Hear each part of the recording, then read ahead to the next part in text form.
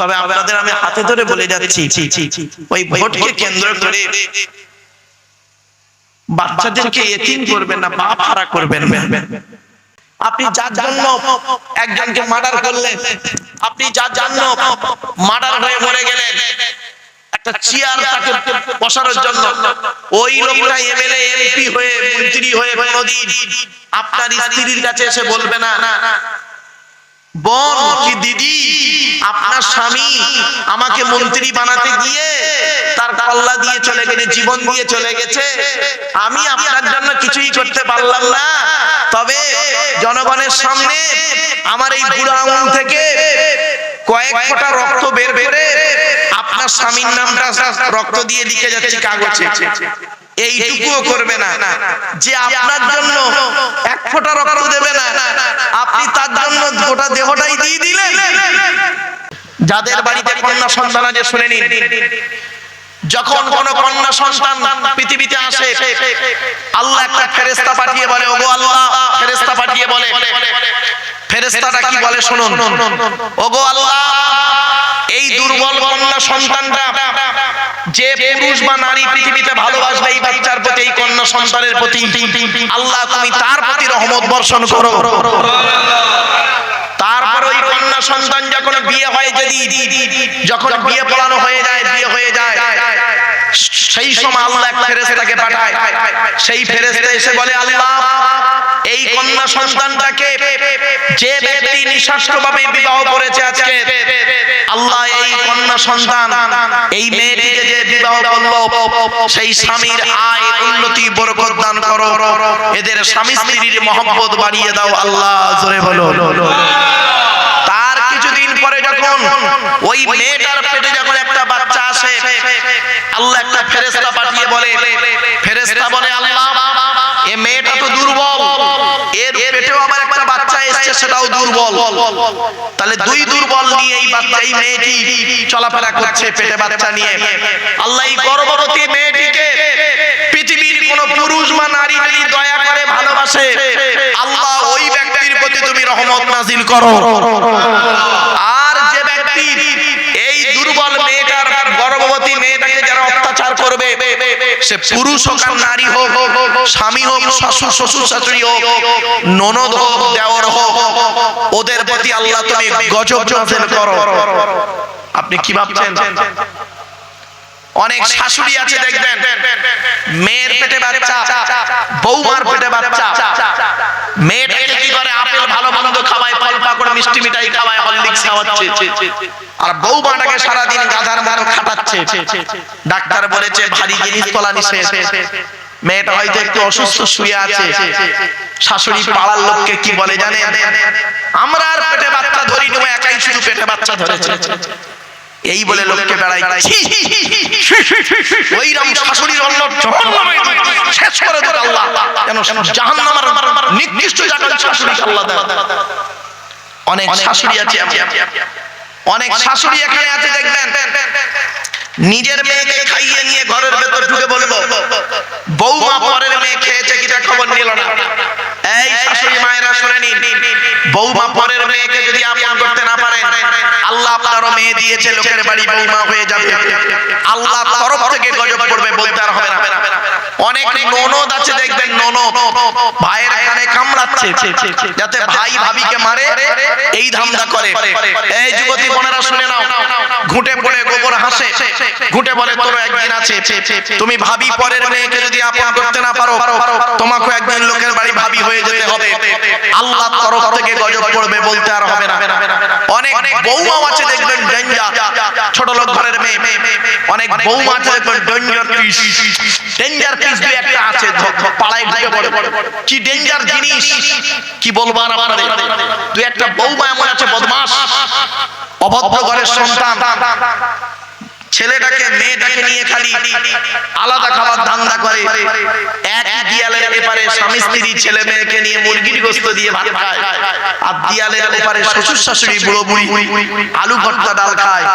ওই বৌমার একটু বিবেকে বাঁধলো না যে আমার বাম্মা যদি থাকতো গোপনে এক পিয়ালা তরকারি দিয়ে আসতাম। ওরে বৌমা, তুমি মুফতি সাহেবের মেয়ে হও, মাস্টার ডাক্তার ইঞ্জিনিয়ার প্রফেসরের মেয়ে যদি হয়ে থাকো কোনো দেখার দরকার নেই। শ্বশুর শাশুড়িকে যদি নিজের বাম্মার মতো ভক্তি শ্রদ্ধা করতে না পারো, তোমার মতো বৌমাও হলো নরকবাসিনী, জাহান্নামী জাহান্নামী জাহান্নামী। ছেলেরা পুরুষরা এরা এর শ্বশুর শাশুড়িকে জানা ভালোবাসে। তাছাড়া না যদি মেয়েরা ওদের শ্বশুর শাশুড়ির ভালোবাসতো, তাহলে সংসারটা জান্নাত হয়ে যেত। ঠিক না বেটি?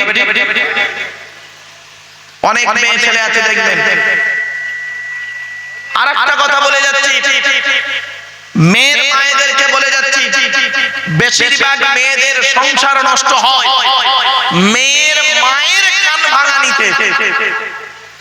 যে মেয়ের মা যত বেশি চালাক, ওই মেয়ের কপালে তত তাড়াতাড়ি তলা।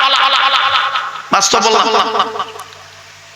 দেখবেন যে মেয়ে ছেলে বিবাহের পরে স্বামীর কথার গুরুত্ব না দিয়ে ওর বাম্মার কথায় উঠে বসে, ওই মেয়ে হলো জাহান্নামী নারী, নরকবাসিনী নারী।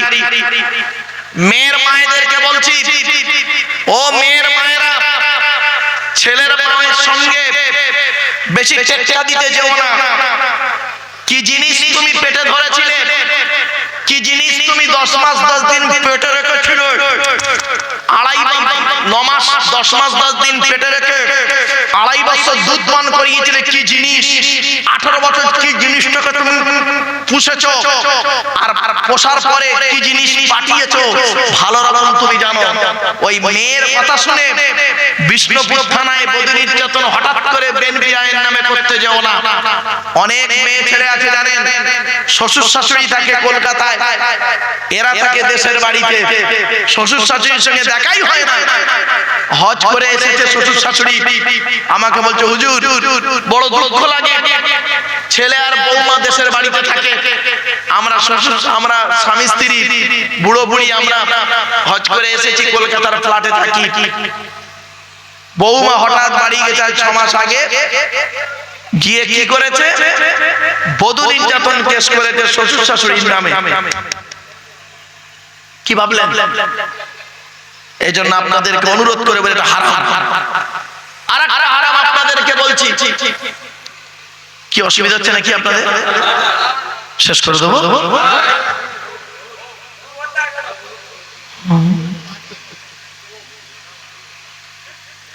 শোনেন, আর একটা হারাম বলছি, স্ত্রীর পিতামাতার গালি দেওয়া হারাম। স্ত্রীর পিতামাতাকে কথা বলুন না, আপনারা একটু কথা বলুন না। শ্বশুর শাশুড়ির গালি দেওয়া হারাম। খবরদার শ্বশুর শাশুড়িকে গালি দেবেন না। এ ওয়াজ তো হয় না।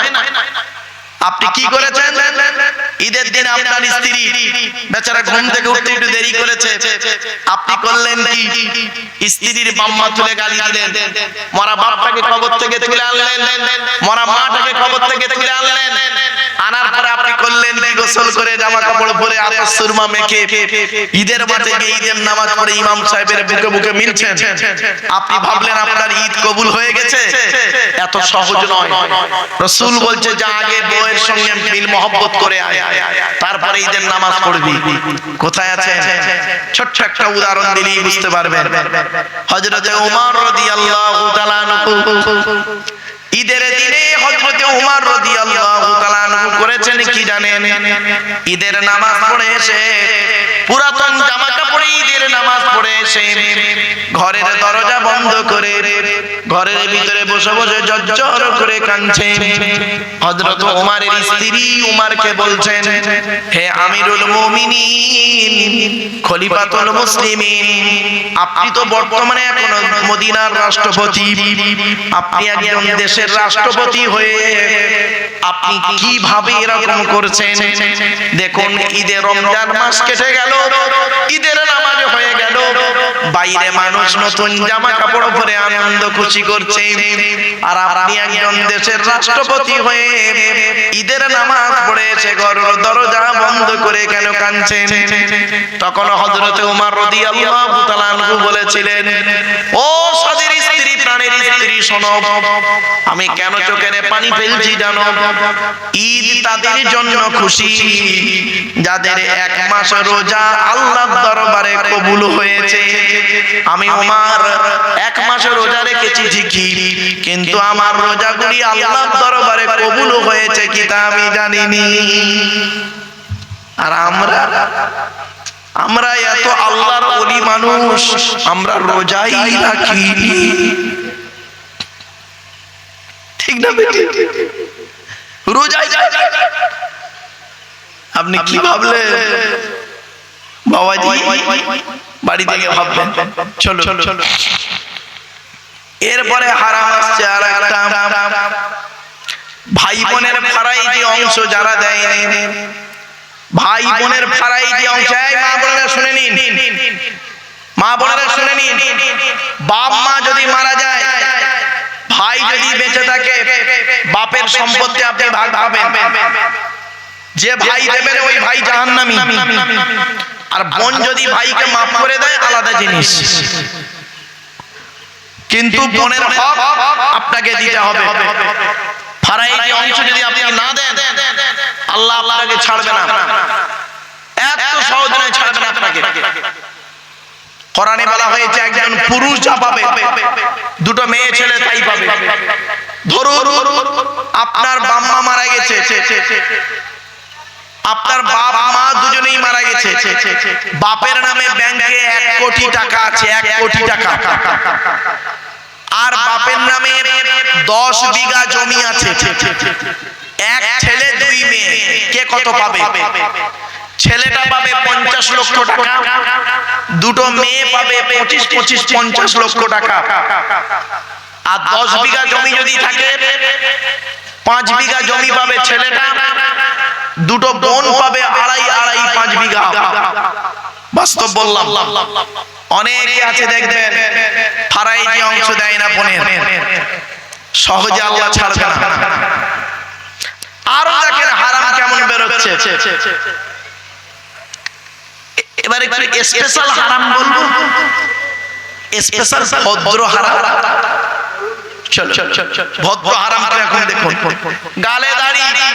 আচ্ছা আগে এইটা বলি, pant suit boot coat tie পরা লোক, pant suit boot coat tie পরা লোক, নামের পাশে এতগুলো ডিগ্রি থাকা লোক, কলমের হারামিপনা, ঠিক না বেটি? এরা নরকবাসী জাহান্নামী মানুষ, এরা পৃথিবীর সব থেকে নিকৃষ্ট মানুষ হলো এরা, মনে রাখবেন। কলমের হারামিপনা।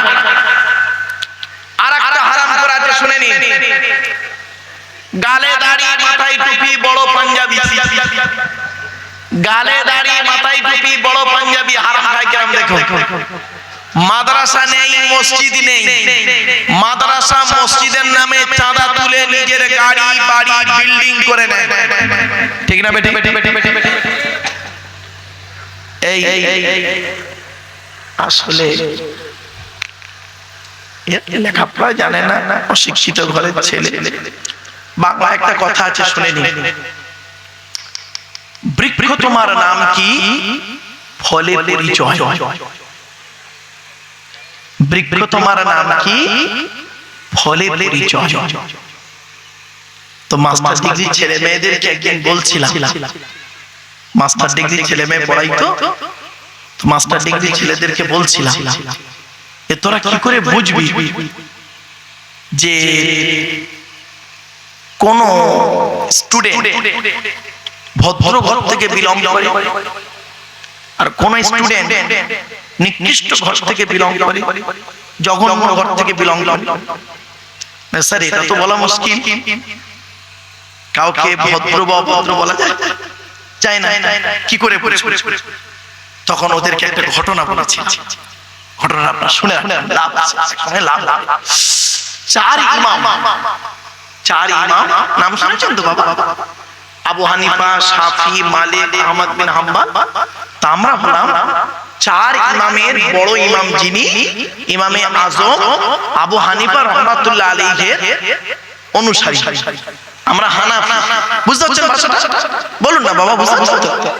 আমরা হলাম হানাফি মাযহাবের মানুষ। আমরা নাভির নিচে হাত বাঁধি, নামাজের পরে দোয়া করি, ইত্যাদি ইত্যাদি। আমরা 20 রাকাত তারাবি পড়ি। আমরা হলাম ইমাম আজম আবু হানিফা রাহমাতুল্লাহ আলাইহির মতের অনুসারী।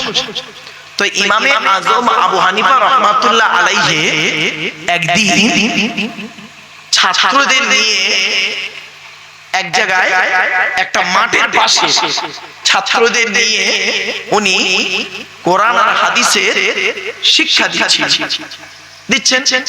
তা কিছু বাচ্চা বাচ্চা ছেলে বল খেলছিল। বল বল বল বাচ্চারা বল খেলে মাঠে। তো কিছু বাচ্চা ছেলে বল খেলছিল। তো বল খেলছে আর ইনি ইমামে আজম আবু হানিফা রাহমাতুল্লাহ আলাইহি উনি বসে আছে। আর চারিধারে গোল করে বড় বড় আলেমরা ওনার ছাত্র বসে আছে। বাচ্চারা ধরে বল খেলছে। এখন বলটা খেলতে খেলতে বলটা এখন ইমামে আবু হানিফা রাহমাতুল্লাহ আলাইহির সামনে এসে বলটা পড়ে। উনি চুপ করে আছে, ছাত্ররাও সব চুপ, একদম চুপচাপ। বাচ্চা বাচ্চা ছেলে তো, ওদের মধ্যে কেউ ভয়ে আসতে পারছে না। এ তো ইমামে বড় ইমাম বসে আছে ওনার সামনে, যাবো কি করে, ভয়তে আসতে পারছে না। তো এ ওকে বলে তুই যা, তুই যা, তুই যা। ওদের মধ্যে একটা ছেলে ছিল জানেন, সেই বাচ্চাটা করেছে কি জানেন, এই লুঙ্গিটাকে উল্টে। আমরা ছোটবেলায় দেখেছেন কি এই লুঙ্গি উল্টে রাখেন বেঁধে নেয়, আর দেখেছেন কি বলুন, মনে পড়ছে কি ছোটবেলায়? এখনো পরে অনেকে ওই বাচ্চাটা লুঙ্গিটাকে উল্টে বেঁধে নিয়ে ডাঁটছে এসে ইমামে আবু হানিফা রাহমাতুল্লাহ আলাইহির সামনে দেখে বলটা নিয়ে সোজা চলে গেল। ওনার ছাত্ররা বড় বড় আলেম তো, ছাত্ররা বসে আছে। আবু হানিফা রাহমাতুল্লাহ আলাইহি আবু হানিফা কিছু বলেন, চুপচাপ বাচ্চারা নিয়ে চলে গেল। তারপরে উনি ওনার ছাত্রদের বলছে এই বাচ্চাটি হলো জারদ সন্তান। তখন বলছে হুজুর, হয়তো ভেবেছে হুজুর রেগে বলেছে, স্বাভাবিক যে উনি একটা বল ওনার সামনে থেকে নিয়ে চলে গেল, ভেবেছেন রেগে হয়তো হুজুর বলেছে। বলছে না গো বাবা, আমি বাস্তব বলছি। তখন ছাত্ররা বলল হুজুর যখন বলেছে অত বড় একটা পৃথিবী বিখ্যাত ইমাম, তার কথা কোনোদিন নড়চড় নাও হতে পারে। খোঁজ খোঁজ খোঁজ খোঁজ খোঁজ খোঁজ খোঁজ করে দেখলো সত্যি সন্তানটা হলো পিতৃ পরিচয়, সন্তানটা নেই। তখন ছাত্ররা আবার ক্লাস করতে বসে নাকি বলছে হুজুর আপনি বুঝলেন কি করে, বুঝলেন কি করে? তখন উনি বলেছিলেন মনে রাখবি, যখন কোন সন্তান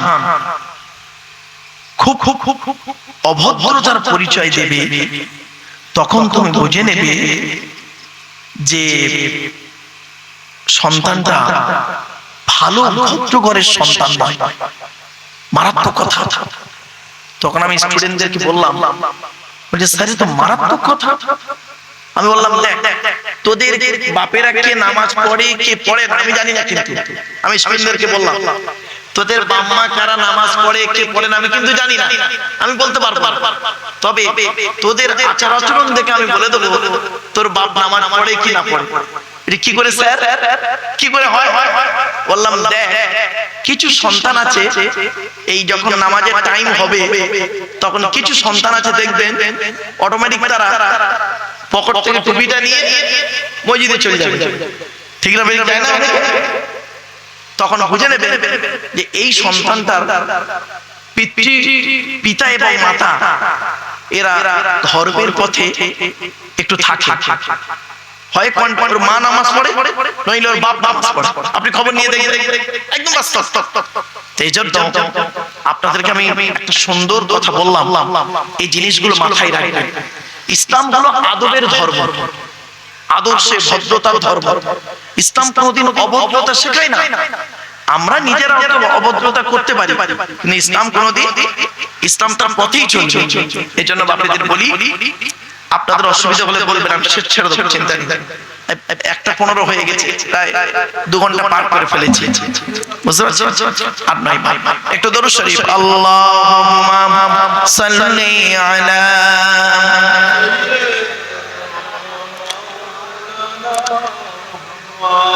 ওয়া আলা আলি সাইয়্যিদিনা।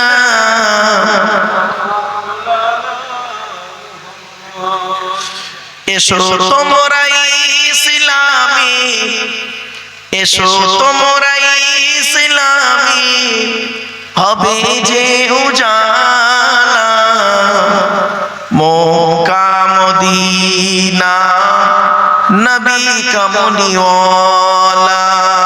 আল্লাহুম্মা সাল্লি আলা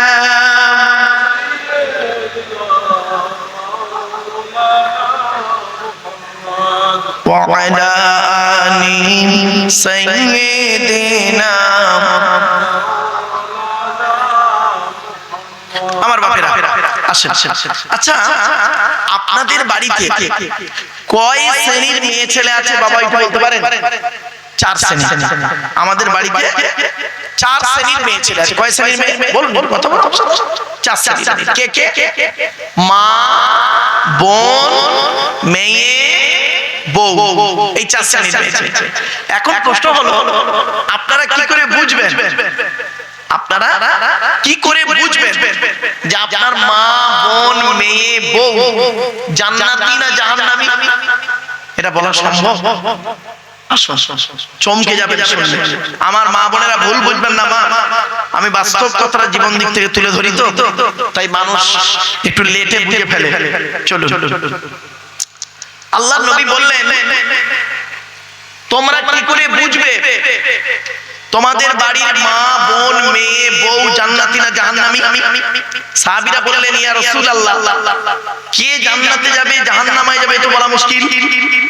নবীজি বললেন, শোনো, যে সমস্ত নারীদের মধ্যে কমসে কম 6টা অভ্যাস থাকবে। কটা?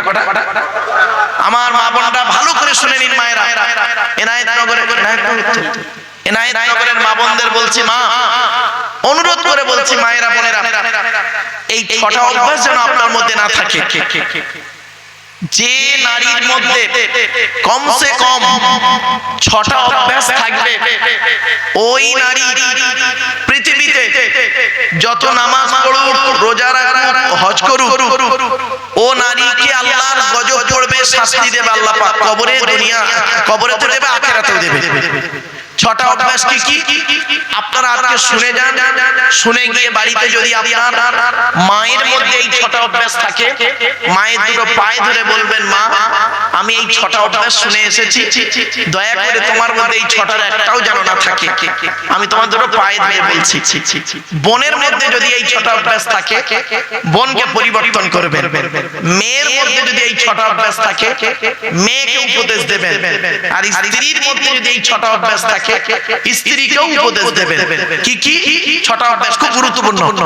1 নাম্বার, ওই নারী নামাজ পড়ে, রোজা রেখে, তাসবিহ তাহলিল করে, হজ করে নরকে যাবে, জাহান্নামে যাবে, আল্লাহর গজব পড়বে। যে নারী স্বামীর সঙ্গে যখন কথা বলে মেজাজ দিয়ে কথা বলে, অনেক মা বোন আছে দেখবেন পাড়ার লোকের সঙ্গে কথা বলে মিষ্টি ভাষা, আর স্বামীর সঙ্গে যখন কথা বলে দেখবেন মেজাজ দিয়ে কথা বলে। জানি না কেন বলে, হয়তো হতে পারে স্বামীর গায়ের রং কালো, স্ত্রীর গায়ের রং ফর্সা, হতে পারে। হয়তো স্বামীটা গরিব ঘরের ছেলে, মেয়েটা হয়তো কোটিপতির মেয়ে, হয়তো হতে পারে স্বামীটা হয়তো স্বামীটা মেয়েটা হয়তো এমএ পাস, আল্লাহ ভালো জানে। খবরদার মা বোনরা, জীবনে কোনোদিন স্বামীর সঙ্গে মেজাজ দিয়ে কথা বলবেন না, এক নাম্বার। দুই নাম্বার, ওই নারী ইবাদত করে নামাজ পড়ে রোজা রেখে নরকে যাবে, শাস্তি হবে ওই নারীর কবরে। যে নারী স্বামীর দুর্নাম বদনাম অন্যের কাছে করে বেড়ায়, অনেক মা বোন আছে দেখবেন 4 ছেলের মা হয়ে গেল, এখনো পর্যন্ত সেই 9-এ পড়তে পড়তে যে ছেলেটার সঙ্গে প্রেম করতো তার নাম্বারটা ফেসবুক থেকে কোন রকম পেয়েছে, তার সঙ্গে সারাদিন 24 ঘন্টা সেই ছেলেটার সঙ্গে কথা বলছে। ওর নিজের স্বামী ওকে খাওয়ানোর জন্য পড়ানোর জন্য পাগলের মতো কলকাতায় খাটছে, স্বামীকে 24 ঘন্টায় 5 মিনিট ভালো করে কথা বলে না, ওই ছেলেটার সঙ্গে 24 ঘন্টা কন্টিনিউ কথা বলে যাচ্ছে। ওই নারীর নামাজ রোজা ইবাদত কবুল হবে না, জাহান্নামী নারী। 3 নাম্বার হলো ওই নারী নামাজ পড়ে রোজা রেখে জাহান্নামে যাবে যে নারী স্বামী থাকতে অন্য পুরুষের সঙ্গে পরকীয়ায় লিপ্ত হয়, ব্যভিচারে লিপ্ত হয়। 4 নাম্বারটা ইম্পর্টেন্ট, এরকম দেখুন, ওই নারীর প্রতি আল্লাহর গজব যে নারী বিনা কারণে স্বামীর বিছানা ছেড়ে দিয়ে অন্য বিছানায় রাত কাটায়। এই ধরনের মেয়েদের বয়স কত জানেন? শুনে নিন, এই ধরনের মেয়েদের বয়স হলো 50, 55, 60, 65, 70। 60 বছরের বুড়ি 70 বছরের বুড়োর খবর আর রাখে না। বুড়ো হার্টের রোগী, সুগারের রোগী, প্রেসারের রোগী, স্ট্রোক রোগী, কখন মরে কখন বাঁচে খবর রাখে না বুড়ি। বুড়ি কি করে? ছোট ছেলের ঘরে ঘুমায়, নাতিটাকে নিয়ে ঘুমায়, খাটে ঘুমায়, আর তাহাজ্জুদের নামাজ পড়ে। আল্লাহ ওর তাহাজ্জুদের নামাজই কবুল করবে না। আল্লাহ রাসূল বলেছেন ওই নারীর প্রতি জাহান্নাম যে নারীর স্বামী হকের উপরে তার উপরে নারাজ। খবরদার মা বোনরা, স্বামীকে কোনোদিন নারাজ করবেন না। স্বামী ব্যক্তিটা কি জানেন? আপনারা তো চিনতে পারেননি স্বামী জাতটাকে। আল্লাহর নবী বললেন, শুনুন আমি বলিনি, আল্লাহর নবী বলছেন পৃথিবীতে যদি কাউকে সাজদা করার কথা বলতাম, পৃথিবীতে যদি কাউকে সাজদা করার কথা বলতাম, তাহলে নারীদেরকে বলতাম, হে নারী জাতিরা, তোমরা তোমাদের স্বামীর পায়ে সাজদা করো। স্বামীর মর্যাদা আল্লাহ এত বড় দিয়েছে, কিন্তু অনেক স্বামী কি করেছে? তার ইজ্জতটাকে হারিয়ে ফেলেছে স্ত্রীর কাছে, আর স্ত্রী সেই সুযোগটা নিয়ে স্বামীকে সুযোগে সদ্ব্যবহার করে যাচ্ছে। বাস্তব কথা বলছি মা বোনেরা, খুব সাবধান। 5 নাম্বারটা খুব ইম্পর্টেন্ট, খুব ইম্পর্টেন্ট, খুব ইম্পর্টেন্ট। এই কথা শুনে নিন, ওই নারীদের প্রতি আল্লাহর গজব যে নারী স্বামীর পরিবারের সঙ্গে খারাপ আচরণ করে। স্বামীর পরিবার কারা? স্বামীর বাপ, স্বামীর মা, স্বামীর ভাই, স্বামীর বোন। অনেক মেয়ে ছেলে আছে দেখবেন ওর বাপ ভাই এলে দেখবেন খুব গুরুত্ব দেওয়া হয়, আর স্বামীর বাপ ভাই এলে কোনো গুরুত্ব নেই। একটা কথা মা বোনদের বলছি, মায়েরা বোনেরা খুব ভালো করে শুনে নিন। আপনার বাড়িতে যখন আপনার ননদ আসবে, ননদ বোঝে তো, ননদ যখন আসবে আপনি আপনার বাচ্চাটাকে আপনার ননদের কাছে পাঠাবেন, মানে ফুপুর কাছে পাঠাবেন, ঝিমার কাছে পাঠাবেন। কেন? শুনে নিন, আপনি আজকের এই সংসারে, আপনি এই সংসারের পুত্রবধূ হয়েছেন, কোটি টাকার মালিক। আপনি কি জানেন আজ থেকে 20 বছর আগে যে মেয়েটি আপনার দৌড়ে দাঁড়িয়েছে, ওই মেয়েটি এই বাড়ির রাজকন্যা ছিল, ঠিক না বেটা? এই বাড়ির রাজকন্যা ছিল। আজকের কোনো কারণে গরিবের ঘরে বিয়ে হয়েছে বলে তুমি তাকে তুচ্ছ তাচ্ছিল্য করো না। আর একটা কথা বলছি মা বোনরা শুনে নিন, এটা খুব ইম্পর্টেন্ট কথা। আপনার ননদ আর আপনার স্বামী, আপনার ননদ আপনার স্বামী মানে ভাই বোন, ভাই বোন যখন কথা বলবে মাঝখানে তৃতীয় কোনো ব্যক্তি যাবেন না, যাবেন না, যাবেন না। কেন? শুনে নিন, কিয়ামতের মাঠে সকলের সঙ্গে সকলের দেখা হবে, কিন্তু ভাই বোনের সঙ্গে আর দেখা হবে না। কি আশ্চর্য! ভাই বোনের সম্পর্কে এই দুনিয়াতেই শেষ। এজন্য ভাই বোন যখন কথা বলে আল্লাহ রাব্বুল আলামিন সময়কে বলে এই সময় তুই এখন থামিস না, ওরা কথা বলে যায়, পৃথিবীতে কথা বলে না। এজন্য ভাই বোনের সম্পর্ক হলো কোন মারাত্মক সম্পর্ক। ভাই বোন যখন কথা বলবে, আপনার বউ হয়ে, আপনি ননদ হয়ে, ভাবি হয়ে ননদেরকে খোঁটা দেবেন না, বউ হয়ে স্বামীকে কোনোদিন কিছু বলবেন না। ভাই বোনের সম্পর্ক মারাত্মক সম্পর্ক। আপনাদের বলে গেলাম, এই কথা মনে এলো তাই বললাম। 6 নাম্বার হলো ওই নারী নামাজ পড়ে রোজা রেখে জাহান্নামে যাবে যে নারী স্বামীকে বলে তোমার সঙ্গে বিয়ে হয়ে আমার জীবন নষ্ট হয়ে গেছে, আমার মতো মেয়ে বলে তুমি বেঁচে গেলে অন্য কেউ হলে বুঝতে পারতে। খবরদার মা বোনরা এই কথা বলবেন না, ভালো করে শুনে নিন। জন্ম মৃত্যু বিবাহ কার হাত? আল্লাহর হাত। ও মা বোনেরা শুনে নিন, যিনি আপনার স্বামী হয়েছেন আপনি ওই ব্যক্তিটাকে পছন্দ করেছেন, আপনি ওই ব্যক্তিটাকে পছন্দ করেছেন। কবে করেছেন শুনে নিন ভালো করে ঘটনাটা। পৃথিবীতে আমরা আসার আগে, পৃথিবীতে আমাকে আল্লাহ পৃথিবীতে পাঠানোর 50,000 বছর আগে, 50,000 বছর আগে আল্লাহ পাক আমার আত্মাটাকে চয়েস করে নিয়েছে। কোন মেয়ে ছেলেকে পৃথিবীতে আসার 50,000 বছর আগে তার আত্মাকে আল্লাহ জিজ্ঞাসা করেছিল, এই মেয়ে ছেলে, এতগুলো পুরুষের মধ্যে কোন পুরুষটা তোর স্বামী হলে তুই পৃথিবীতে খুশি হবি বল। তখন ও মা বোন, আপনার আত্মা যে ছেলেটাকে পছন্দ করেছিল সেই ছেলেটাকে আল্লাহ ফেরেশতাদের বলল, লিখে রাখ, এই মেয়েটার সঙ্গে এই ছেলেটার বিয়ে দেবো পৃথিবীতে। ফেরেশতারা বলল আল্লাহ, মেয়েটার বাড়ি তো এনায়েতনগর আর ছেলেটার বাড়ি তো বোম্বে, কি করে হবে? আল্লাহ বলে, হওয়ার দায়িত্ব আমার, তোরা লিখে রাখ। বিয়ে, মেয়েটার বয়স হয়ে গেছে, মেয়েটার জন্য 40টা ছেলে দেখেছে, একটা ছেলের মেয়েটার পছন্দ হয়নি। ওদিকে ছেলেটাও ছেলে দেখছে, 20টা মেয়ে দেখেছে, একটাও মেয়ে পছন্দ হয়নি। লাস্টে ঠিক সেটিং করে ওখানকার ছেলে এখানকার মেয়ে ঠিক বিয়ে হয়ে গেল। আল্লাহ ফেরেশতাদের বলল, দেখলি আমি যার সঙ্গে বলেছিলাম 50,000 বছর তকদিরে লিখেছিলাম তার সঙ্গে পৃথিবীতে দিলাম। এজন্য পৃথিবীতে স্বামী স্ত্রীর ভালোবাসা হলো প্রথম ভালোবাসা। আদম আর হাওয়ার ভালোবাসা প্রথম ভালোবাসা, এটা রক্ত ছাড়া ভালোবাসা।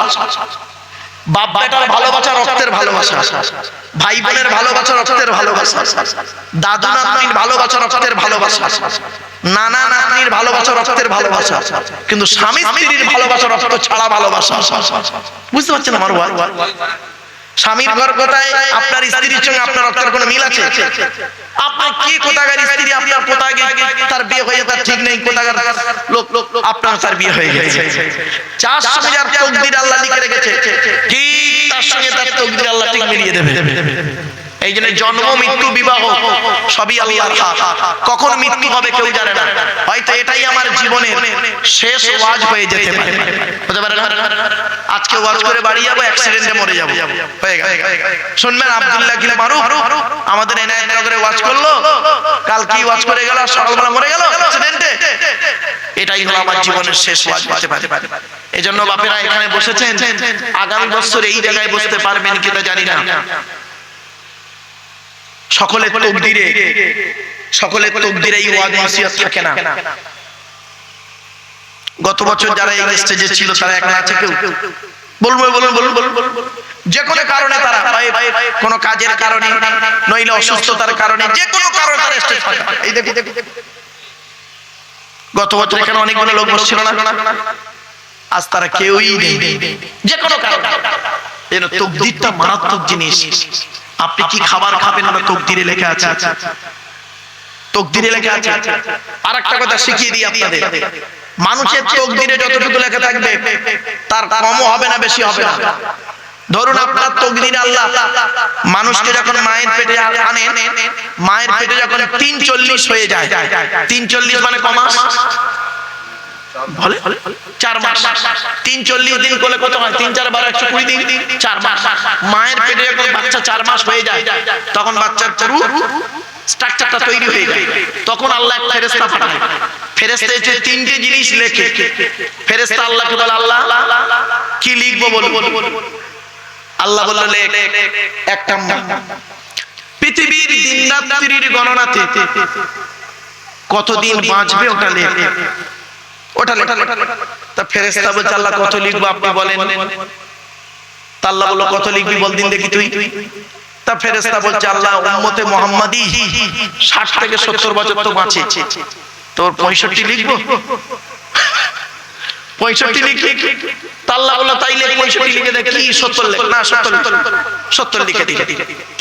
এবার কি লিখবো আল্লাহ? লেখ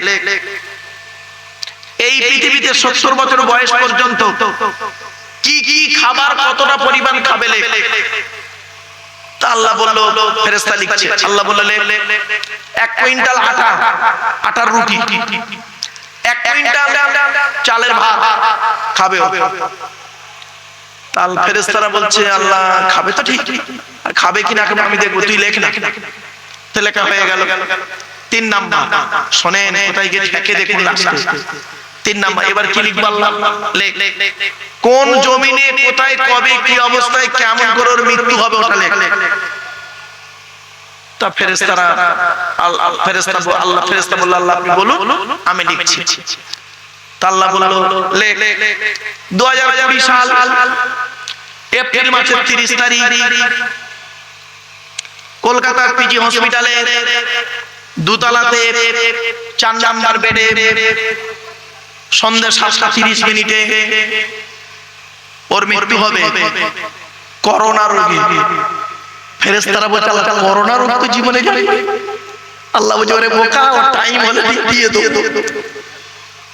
ব্যাস, কি আশ্চর্য!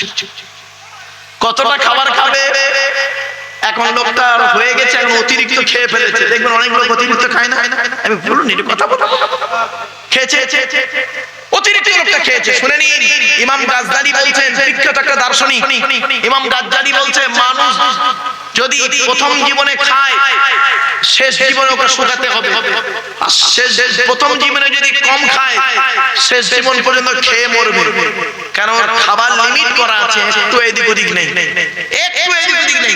দেখুন, ধরুন আপনি বাঁচবেন 170 বছর, 1 কুইন্টাল আটার রুটি খাবেন কি 1 কুইন্টাল চালের ভাত খাবেন। আপনি বাঙালি মানুষ, 50 বছর বয়স হয়েছে, আপনি অলরেডি 95 কিলো চালের ভাত খেয়ে নিয়েছেন। বাকি আছে কত কিলো? 5 কিলো। ক বছর মরতে বাকি আছে? 20 বছর বাকি মরতে, 5 কিলো চাল বাকি খেতে। তা ফেরেশতারা বলছে, আল্লাহ এ তো 20 বছর বাঁচবে আর 5 কিলো চাল খাবে, কি করে হবে?